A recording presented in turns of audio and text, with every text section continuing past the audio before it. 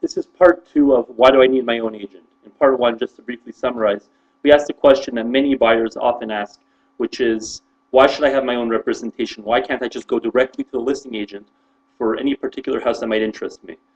We looked at the logic that lies behind that question, as well as the flip side as to why that logic might be flawed and why you might be getting in over your head and not entering into the best situation for you when you enter into a multiple representation situation such as that.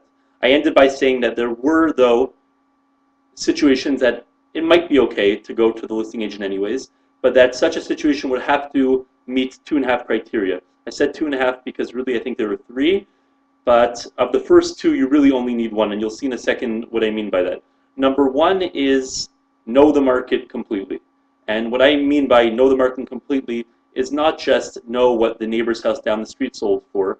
It means know all the houses that are sold in the neighborhood that might be comparables, know the ones that didn't sell, know the reasons they didn't sell, know what percentage of the listing price every listing sold for, know how long houses were on the market before they sold.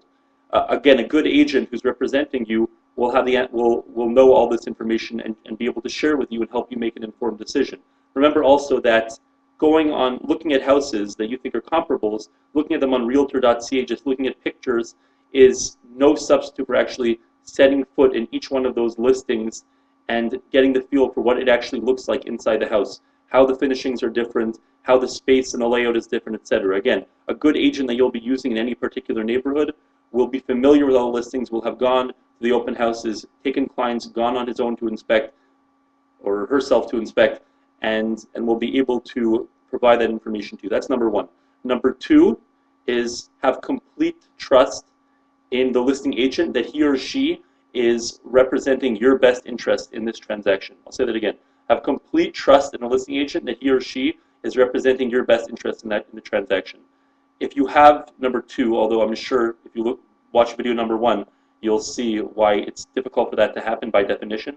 But if number 2 exists, maybe it's your father, your father-in-law, your brother, your best friend's uncle, who is a listing agent. If you have number 2, then obviously you don't need to be that market expert that we discussed in number 1. The third one, even if you have number 1 and or number 2, number 3 is only go to the listing agent if it's going to be a situation where there are going to be multiple offers. I'll discuss in the next video what multiple offers mean and how to navigate them properly and what the potential pitfalls are. But the only time that you really can be gaining an edge using the listing agent is when there are other offers there because the listing agent has them all in front of him. If not, if it's just a situation where you're the only offer coming in, you're sort of the ball's in your court, you're controlling things better, then have your own agent. They're going to represent you better, have your interests at heart, and make sure to negotiate the best, most fair price for you. That's all for this one.